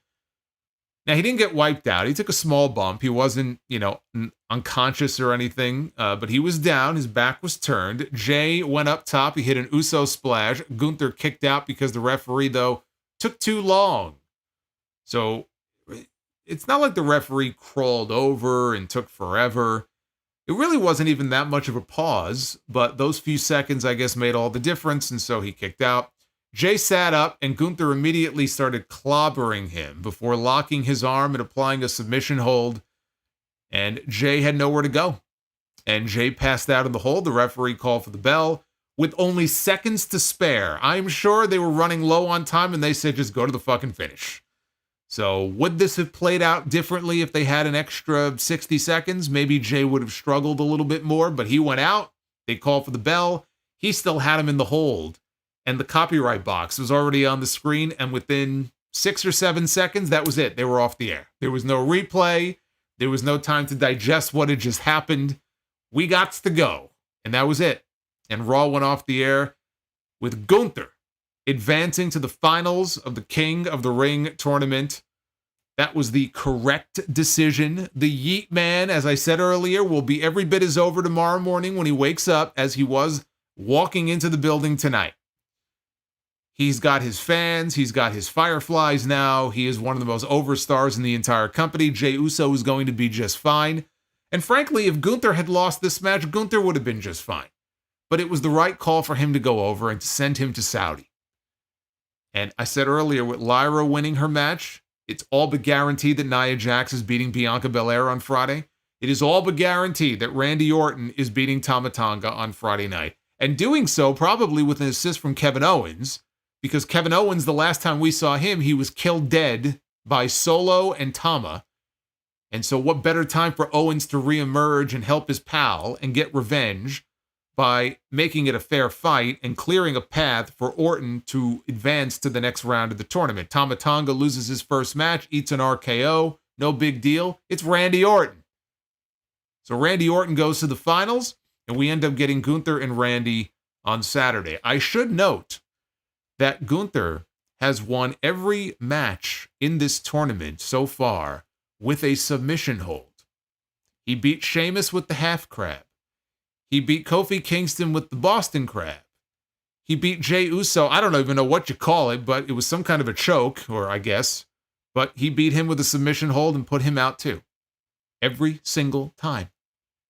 This is setting up exactly what I have been talking about. Randy Orton has had a knee injury since the opening match of this tournament. You're going to see it again on Friday. He's going to be limping around on that knee. He might even be selling the surgically repaired back, which is what Gunther was targeting on Kofi Kingston. That's why he won with the Boston Crab. He was wrenching back on the back. So now we go into the finals of this tournament, and the story is going to be Randy Orton's knee and/or Randy Orton's back. That's going to be the target. From the moment this tournament started and the moment we had him beat Sheamus and tap out Sheamus in the middle of the ring, it was all about getting over these submission holds and building a story for the eventual showdown with Randy Orton in the finals. And that's how it's going to play out on Saturday. And it should play out with King Gunther. Because Randy Orton, even though the one thing he's never done is win King of the Ring, and so it would be a nice little cherry on top because he's done everything else, right? He's headlined WrestleMania, he's won world titles, he's won 2 Royal Rumbles. 2 or 3? 2, right? 2. 2 Royal Rumbles, but he's never been King of the Ring. I actually believe had Vince McMahon not gotten rid of King of the Ring in 2003 and they would have had it in 03 and 04, I can almost guarantee you that Randy Orton would have been King of the Ring one of those 2 years, probably in 2004. Had they had a tournament that year, I think Randy Orton would have won King of the Ring. But they got rid of it, didn't bring it back until 06, and that's when we got King Booker. So Randy Orton never won the crown, but he doesn't need it. He really doesn't. And Gunther is the only person at any point in the build-up to this tournament that has even hinted at the possibility of going on to challenge for a championship, whether it's the world title.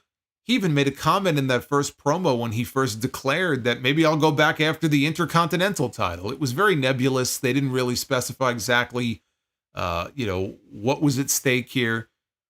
But it was still early. It was weeks ago. So it's like, okay, either they haven't figured it out yet or they'll mention it in a week or two. Here we are now, 5 days away from the finals of this tournament. The tournament is almost over. And they still have not articulated to us whether or not there is anything beyond a crown on the line in this tournament. I am left to assume that the answer is nothing. You win King of the Ring, and it's basically bragging rights. You won the King of the Ring. Congratulations. Because they haven't told us. So either there is nothing on the line here, which in that case there's nothing to tell, or there is, and it's a major fumble by Triple H because you have to fucking tell us what is at stake in this tournament. Why should we care that Gunther and probably Randy Orton are going to the finals of this tournament that's been playing out for a month on TV? You've taken up a month of television time with King of the Ring matches and Queen of the Ring matches. It's a great way to fill TV time. But for there to be nothing at the end of the road that really leads to anything like a championship match is incredibly stupid. And it's even more stupid if we come to find out that there is something major on the line and they didn't bother saying anything until the very end. What's the fucking point? So I think that's all very dumb. But I mentioned Gunther because, again, he's the only one who even teased that as a possibility. Which, again, makes me wonder if, in fact, the winner is going to be able to kind of bank a future world championship match. Because we already know that Drew McIntyre is he's gonna go to Glasgow, and he's going to challenge Damian Priest. So we're not going to get a triple threat, even though I think it would be great. We're not going to get a triple threat. I don't want to see a triple threat. Drew's going to get the next shot. Gunther can win King of the Ring, and he could, quote unquote, cash in at a later date. We've got SummerSlam coming up. We've got Bash in Berlin coming up. In my mind, the only question is, does Gunther walk into Bash in Berlin as the champion, or does he walk in and win the title in Berlin? That's the question that I have, because I think it's one or the other. This is a stepping stone for him to even bigger and better things than the Intercontinental title, or it should be.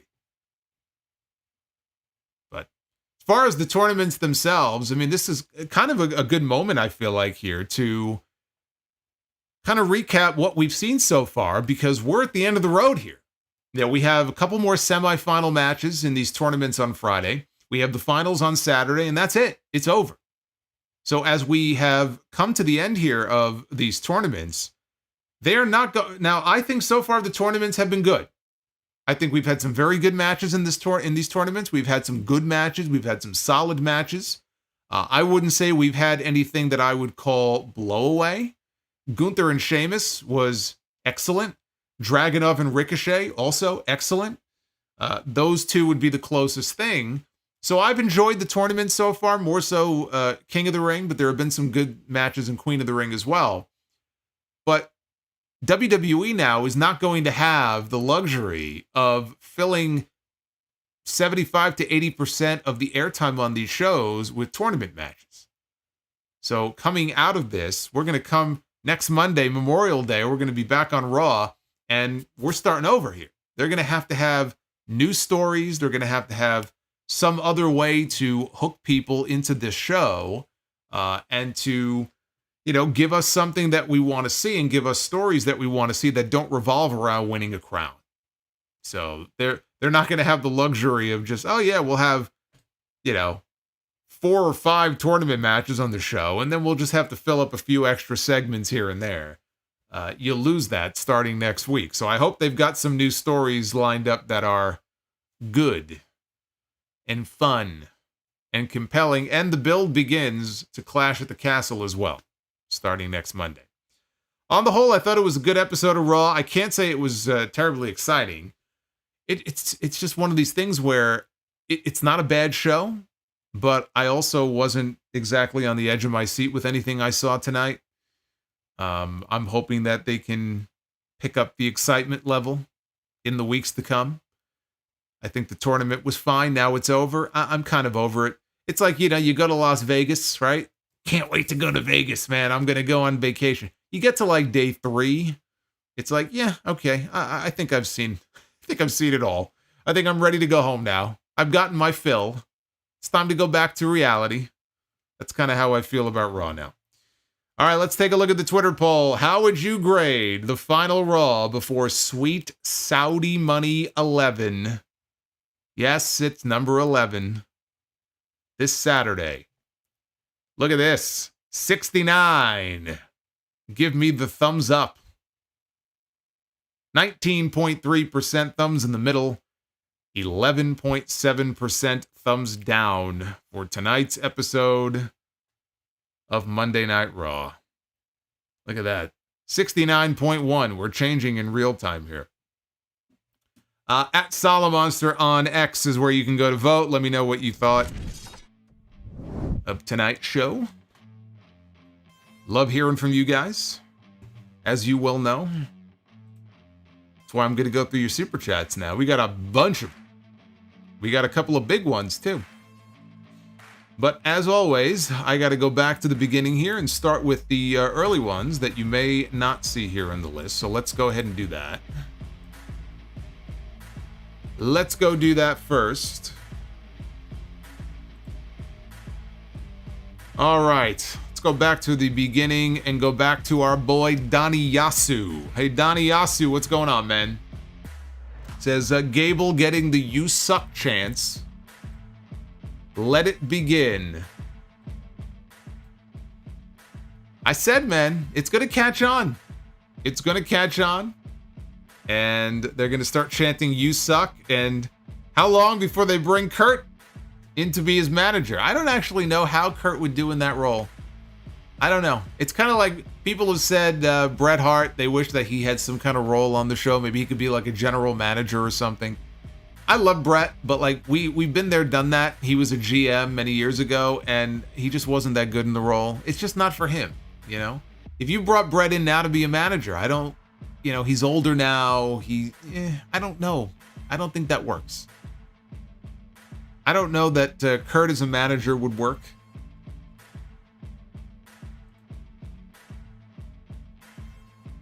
Let's see who we got here. We've got Roscoe P. Coltrane coming in with a super chat. Roscoe, thank you very much. My cat is a demon. Well, that's not good. Genuinely don't think there is a word to perfectly capture how much I fucking despise the King of the Ring concept. It had one successful winner 20 years ago, and since then we have gotten nothing but trash. Well, to be fair, we haven't really had that many King of the Ring tournaments in the last 20 years. I mean, well, let's go beyond the pay-per-view era. Okay, so after 2002. They brought it back in 2006. I think they did another one in 2008, right? And then they had one either in 2009 or 2010 maybe is when Sheamus won it. Wade Barrett won it once. Corbin. And then this one, right? Or I guess Woods. Woods did it 3 years ago. There haven't been that many, and those were also under Vince McMahon, who didn't give a fuck about King of the Ring. It's why he got rid of it as a pay-per-view. He did not give a fuck about the concept. He doesn't even like tournaments. Well, now we're in a new era. So Triple H gets the credit or the blame for how good or bad it may be. I actually didn't think this tournament was bad. I've enjoyed it. I'm glad it's wrapping up, but I enjoyed it. So I think that the concept of it is fine, but you have to just keep in mind that the majority of those tournaments that you just talked about came under the previous administration and the auspices of someone who doesn't like tournaments and did not care about King of the Ring. So of course, we ended up with a lot of garbage. If King of the Ring is back as an annual thing, I would think it would be treated better now. Back then, yeah, it was a fucking joke. Of course it was. DEH Sires really like those past 2 weeks when we didn't have those useless women's tag matches. It's ruining the division. Any thoughts on an Evolution 2? I don't think it's necessary. So I don't really see the need for it, personally. We've got Slinko. King Gunther is upon us. Love the scream solo. Hey, Slinko, thank you. That's right. King Gunther is on his way. We'll be listening at work tomorrow. Shout out future me. There you go. Shout out to Slinko. Listening on a Tuesday. Uffman Entertainment, again, thank you for the Mariah May shout. Much appreciated. It livened up my day. Devin from NJ2000, which statement is more accurate? Ronda saying WWE is a shit show, or Punk saying that AEW is not a real business? WWE being a shit show at the time that she was there, you know, when Vince was still there, I can buy that a lot more. That sounds about accurate to me.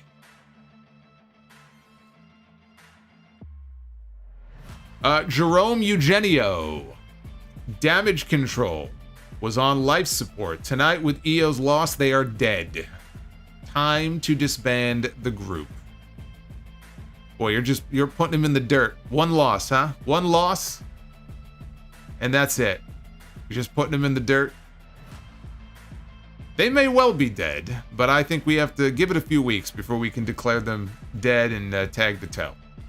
Barry says, I'll have 2 number 9s, a number 9 large, a number 6 with extra dip. Number 7, 2 number 45s, 1 with cheese and a large soda, and why don't you have a coronary on top of that?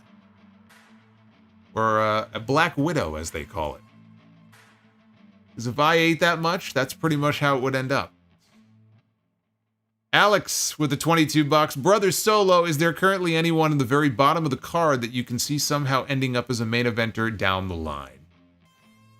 No, I mean, nobody off the top of my head. I'm sure there may be, but it's not like I can name who they are. It's impossible to know.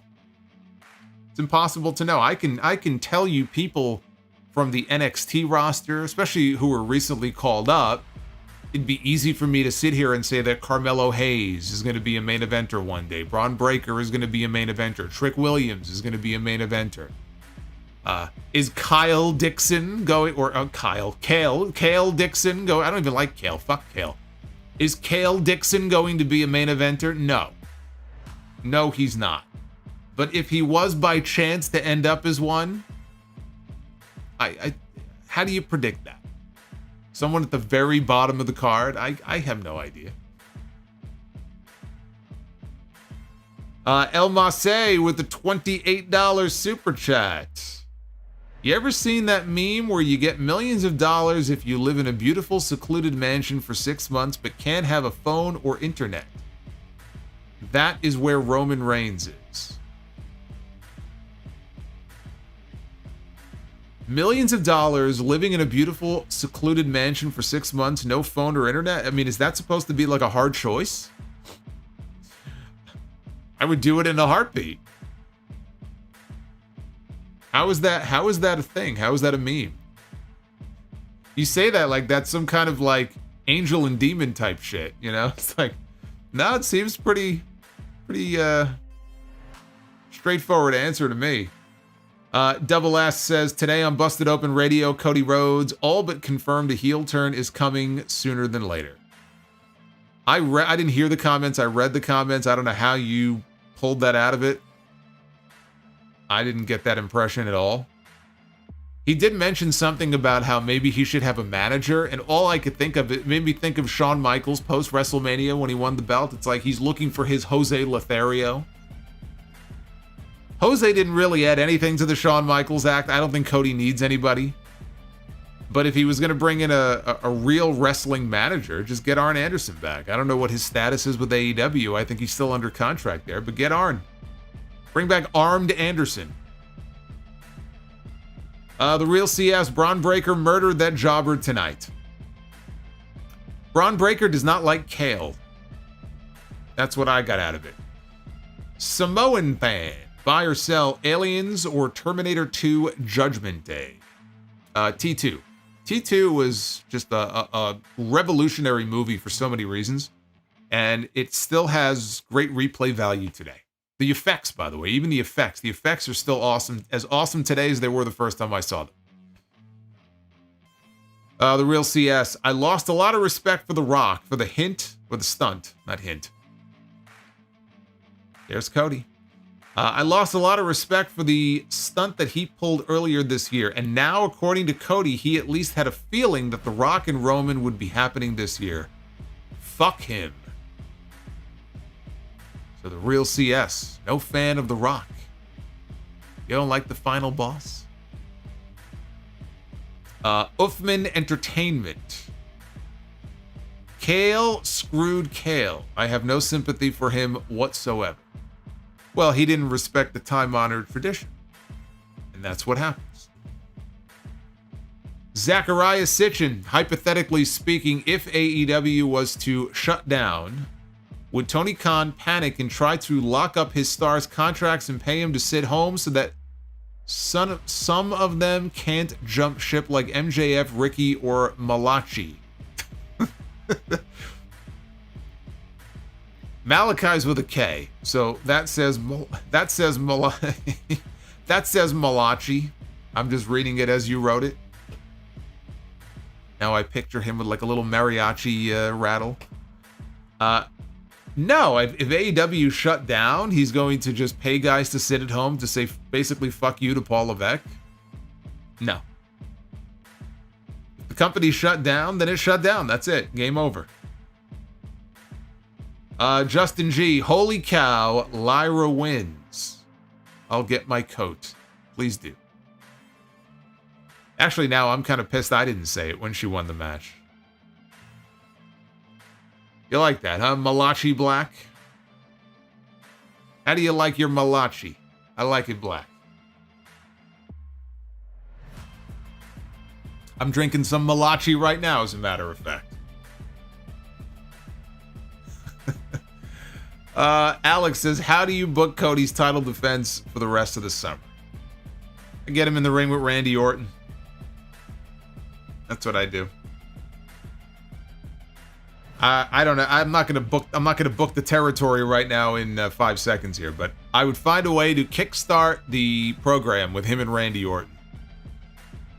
Because you could always say, well, it's a WrestleMania program, but Cody's gonna be wrestling The Rock probably at WrestleMania next year.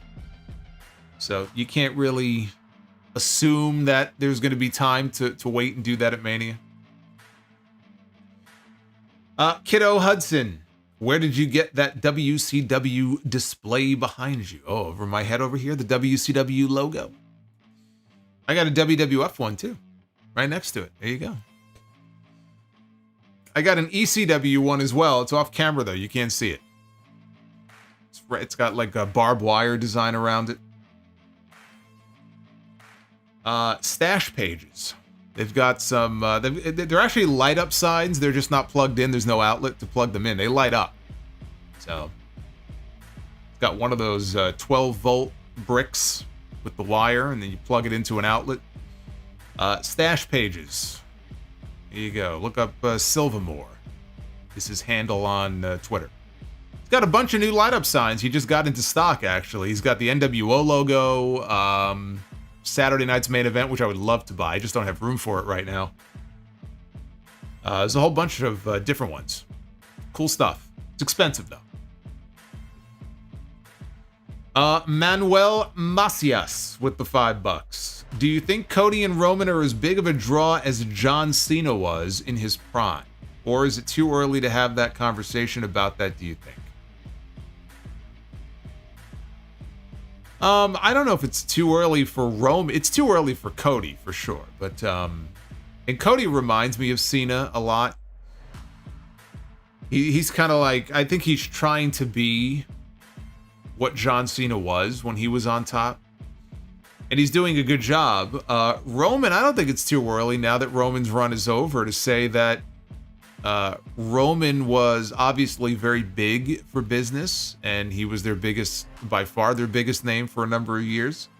At the beginning of all the Bloodline stuff and through the Bloodline storyline. It's hard to gauge how big of a draw he was. You know, part of that run was the pandemic. Although he did sit out for the early days of the pandemic, but then he came back and they were still doing pandemic shows with the Thunderdome, and so you got to kind of put a little star there. And the business as a whole, their business got hot, like super hot. And I don't know that you can say that Roman is the one who's responsible for it, but he was the guy on top, and so he certainly gets at least, you know, part of the credit for that, because when you're the top guy, you're the champion, and if business is good, you get credit for it. If business is not good, you get the blame for it.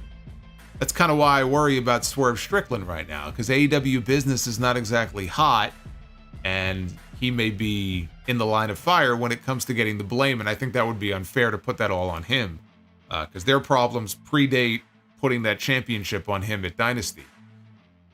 But Roman, where he ranks, you know, would I say that he ranks above Cena? I can't say that.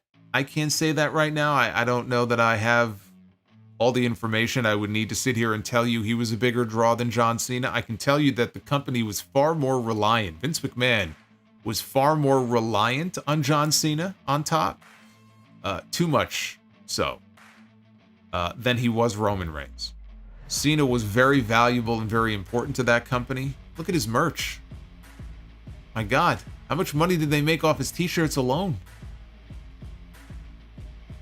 So I'm not ready to sit here and rank Roman above Cena. He may get there before all is said and done, but I think that you might be potentially discounting how important Cena really was to that company at that time. DEH, can't wait to get my weekly dose of Julia on NXT. She might actually get me to start tuning in on a regular basis again. Right now, I dip in when I can. Once Julia is on, though, I will definitely be checking out her stuff. In the ring, that is. Kevin Dunn's Beaver. We go right from that to the Beaver. Kevin Dunn's Beaver. Hall versus Oates.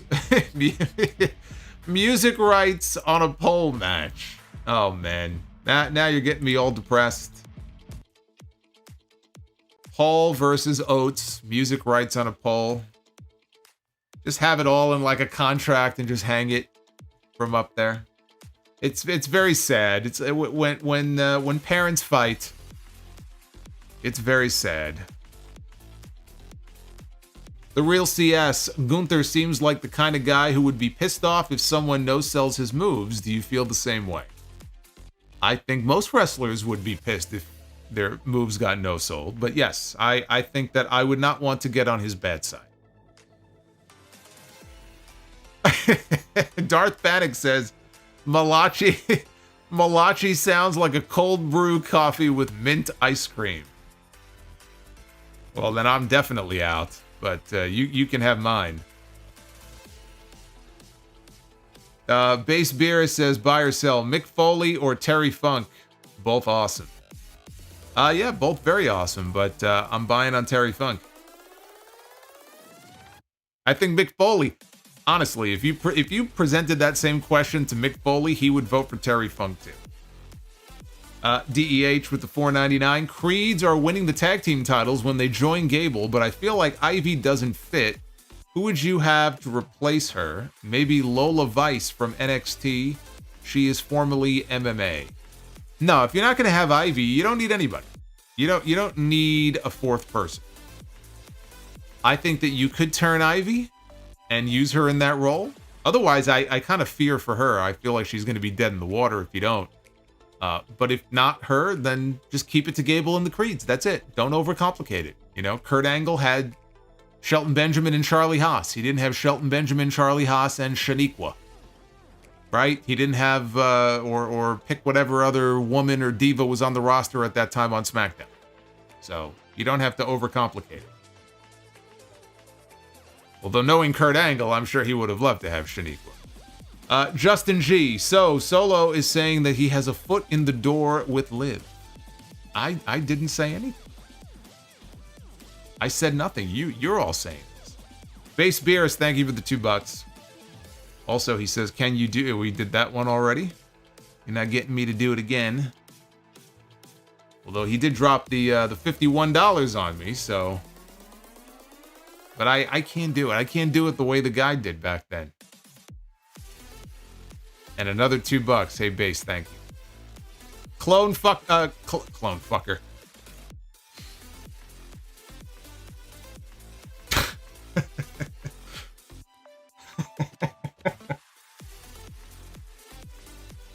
She follows me. Yeah, she does. She follows me on Twitter. I think she only follows like 1,000. She's got like 1 million followers or something and follows 1,000 people. I'm one of them. Clone Force is what I meant to say. Clone Force 99. Ticket Ross buried Cryback. Hey Joe Sar, thank you for the sub. Yeah, shout out to Kicking It with Ross on YouTube. I did see that. That Ryback, who I honestly, the name Ryback does not even cross my mind unless I see it trending on Twitter. And I don't even engage because that's when he says stupid shit or stuff happens, like he does it just to get himself trending and get himself noticed. But I saw that he was trending, and I saw that he invited Ross onto his show. He's got a show. I don't even know if you would call it a podcast. I guess he's got a YouTube show Ryback does. where he like eats things, right? Is that what he does? He buys stuff and eats it on camera, which sounds riveting. But I did see that he invited Ross on. Ross, I guess, came on. I did not see the show because you couldn't pay me enough to sit through that. But he called in, I guess, and then Ryback just talked over him and steamrolled over him and then claimed victory and then blocked him on Twitter. Like, this is what the guy is doing. Think of where he was 11 years ago and where he is now. It's sad. It's very sad. And then apparently he blocked Ross. Shout out to Ross. He seems like a great guy. I'm sure he had a good laugh about it. But he made a grave mistake. And I think he probably understands that. He made a grave mistake. He gave Ryback exactly what he wanted. It was never a matter of having a good faith debate about anything, right? It was probably just to invite him on and try to embarrass him and talk all over him. And so, you gave the guy what he wanted, and I'm sure he's kicking himself for it because he's kicking it with Ross. But in the end, it's just, it's pathetic what this man has been reduced to. That this is what he is doing here in 2024. Think of what he was doing in 2014, and this is what he is doing in 2024. Anyway, Base Beerus, I hate when they skimp on the replays. You hate when they skimp on the replay? Are you talking about the main event? They ran out of time, brother. They had no time for anything else. There was no time for any replay. The Mount Vernon kid, Christopher Bennett, takes solo after what Braun did to Kale. All I heard was Bobby Heenan's voice saying, "Good night, Ham and Egger." Also, congrats on reaching 80,000 subs. Thank you, Mount Vernon kid. Oh, Bobby Heenan would have had a field day with that.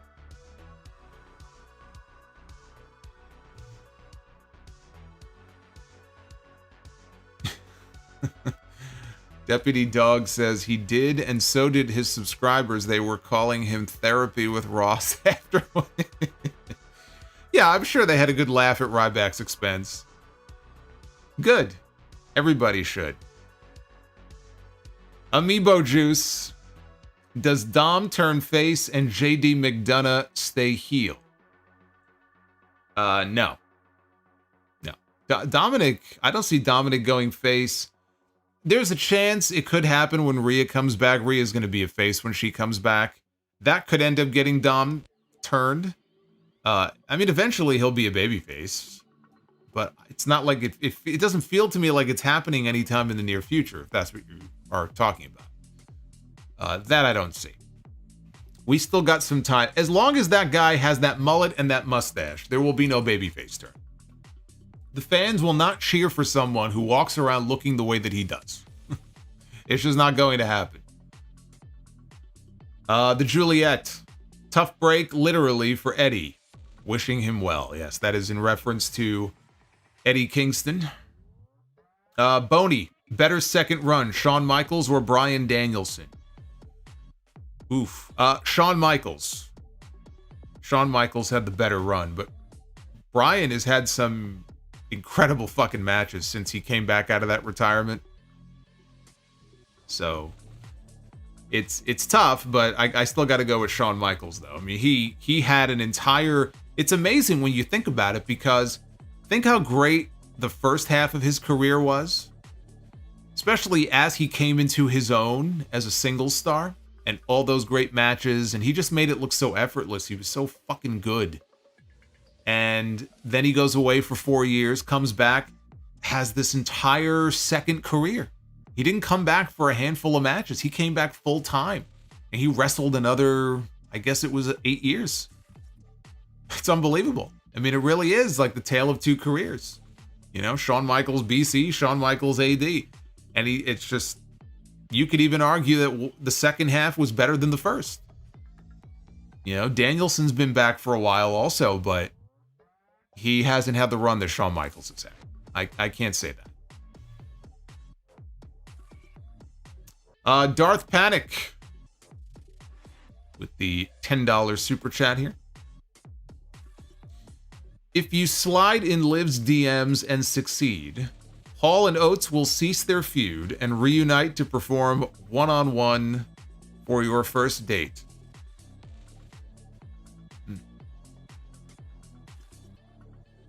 I was kind of thinking maybe Maneater. You know, Maneater's a favorite also.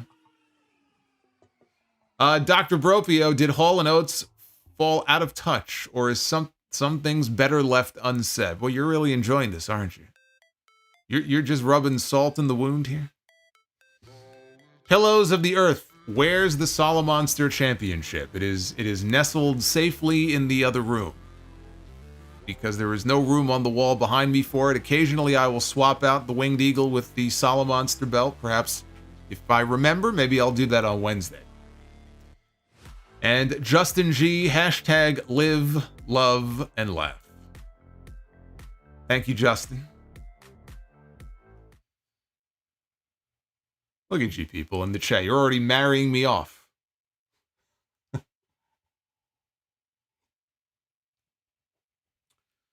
Well, the goal for our Be the Booker segment tonight was a modest 400 likes. We are currently sitting at 500. So give yourselves a round of applause with the appropriate emoji in the chat.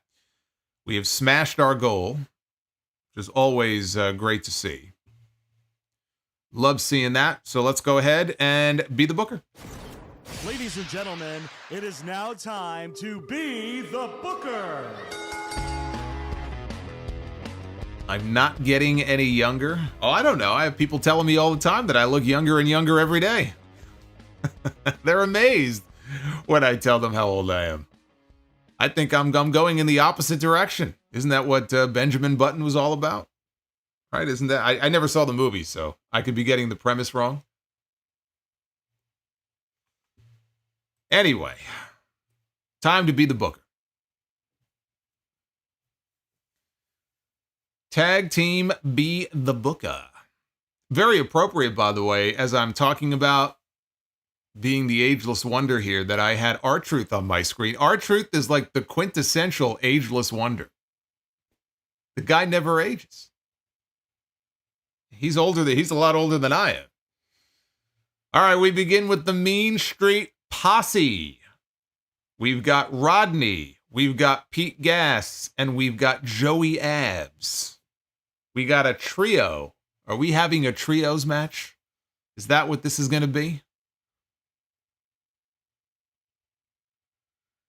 Oh, man. All right, here we go. Mean Street Posse are going to be stepping into the ring with Imperium, Ludwig Kaiser, and Giovanni Vinci. I'm a Mean Street Posse mark. So I already had one finger on the trigger here, and then we landed on Imperium. Imperium can handle the wrestling end of things here. Imperium and the Mean Street Posse, talk about a clash in styles there. That would have been an interesting match to see. I don't know how good it would have been, but I think Imperium would have made that match at least passable. So I'm going to give that the bell. All right, women's Be the Booker. Let's see what we end up with here. We begin with Maki Ito, letting Hikaru Shida here know what she thinks of her. Maki Ito. When is she coming back to the States? We need more Maki Ito on TV. Maki Ito going to go one-on-one with Emma. How are we feeling about this? I'm on the fence. What do you think? Maki Ito and Emma. I don't know. It's Maki, though. It's Maki Ito. You got to give it the bell. You got to give it the bell. I was thinking about going the other way, but you got to give it the bell. I know there's some questionable choices so far, but we are 2 for 2. So it all comes down to this. Our main event. Now, this is the main event. This is the main event. So whatever you think of those first 2 matches, as long as you have a strong main event, that's really what's going to sell the show, right? So let's see what we do here. And we begin with Jay Briscoe, the former Ring of Honor World Champion, Ring of Honor World Tag Team Champion.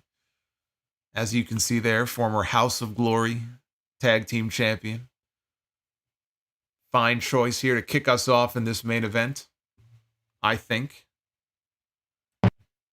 Whoop. It's the quickest drum roll ever. There we go.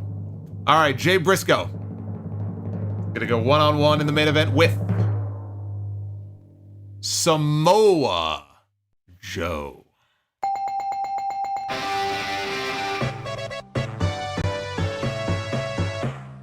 That is a clean sweep, folks. Samoa Joe. One-on-one with Jay Briscoe. That right there, that's a Ring of Honor main event, is what that is. Like I said, as long as you have a strong main event, everything else will fall into place. There you go. That's what it's all about right there. We got one more super chat here. I'll throw that up on the screen. Our boy Cameron Spencer. Looks like he's going to be the final one. Get the final word in here tonight on this fine review. Cameron Spencer with the $4.99 says Santino should have won the world title at the Elimination Chamber. He should have won the 2011 Royal Rumble as well. He could have shown that he was more than just comedy. You know, the closest that I think I ever came to believing that Santino should win the world title was in the Chamber, right? He was in there with Bryan, I think. Should he have won the Royal Rumble? No, he shouldn't have won the Royal Rumble. Could you have had him go over in that Chamber, though, as over as he was, and maybe get a quick title run? Maybe. But you were going into WrestleMania. So it would have been like he wins the title, and then the next night on Raw, he drops it right back. Because you're not going into WrestleMania with Santino as the world champion. So I think the timing just wasn't right for it. If it was a different time, maybe that could have worked. But, you know, context is important here. And when you're going into your biggest show of the year, you're not going to have your biggest comedy character holding the World Heavyweight Championship because that would be pretty dumb. Christopher says, you look like Orange Cassidy, good sir. Really? Never heard that before. It's the first time I've heard that. You learn something new every day.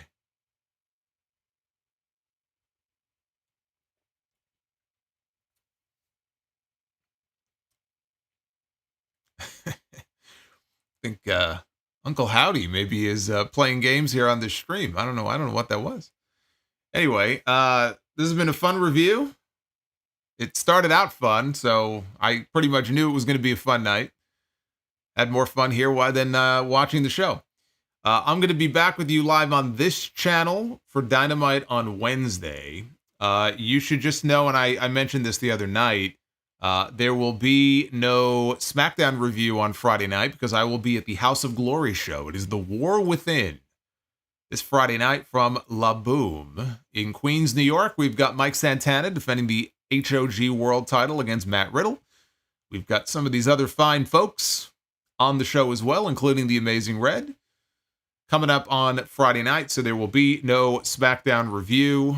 I will, however, be here on Saturday for King and Queen of the Ring. As soon as that is over, we'll be here live on the channel. But I will also be on JD's channel, JD from NY 206. That'll be on his YouTube channel tomorrow night, 8:30 Eastern Time, each and every Tuesday night for Tuesday Night Titans, talking about the big news stories of the week. Unfortunately, we are in a period right now where it is just fucking dead as shit. And there's just not a whole lot of big news stories to dive into. We'll see what happens tomorrow. You never know with wrestling, right? You see the way the year started? Oh my God. Now it's like, it's like the fucking Sahara Desert now. The last like 4 weeks, ever since WrestleMania and all the Punk and Perry stuff, it's basically been dead. But we will nonetheless talk about the top stories of the week and really whatever we feel like talking about. So Make sure you join live on that channel tomorrow night, 8:30. Hang out with myself and JD. We've had 2 great shows so far, so let's make number 3 the best one yet. So you're getting a lot of me this week. You're getting me tonight. You're getting me tomorrow. You're getting me Wednesday. You're getting me Friday. You tune in on Triller. Going to be streaming the event on Triller TV. And then this weekend is a busy one. Well, not only do we have King and Queen of the Ring on Saturday, we have a podcast on Sunday. And then Double or Nothing is on Sunday night. And then next Monday is Memorial Day. So you get me again, and then TNT, and then Dynamite. See? So this just doesn't end. It just goes until I drop dead, basically. So you're going to get plenty of me. Don't worry. Be well. Stay safe. Justin G is actually going to get the final word here with the $2. Now they need to Photoshop you guys on Axe and Smash. I think somebody may have already done that, unless I'm thinking of the Road Warriors. I saved a whole bunch of them. So now, if as more of them come in, what I'll do is post some of the memes on Twitter like the day of to promote the show. I've seen us as the Rockers. I got one the other day of us as the Brothers of Destruction, and I was appalled, frankly, by how I look. Yeah. I don't know if I'll use that one, but we'll see. But yeah, no, Axe and Smash would be cool. Axe and Smash would be cool. Be well. Stay safe. Thank you for the love and the super chats. Hit that like on the way out. Or drop a super thanks in the comments. You could do that as well. I never mention it, but you can do super. Not everybody can join live. So if not a super chat, you do have the option of a super thanks. And I will see you live, myself and JD, tomorrow night for TNT. It's going to be Titan. I'll see you guys then.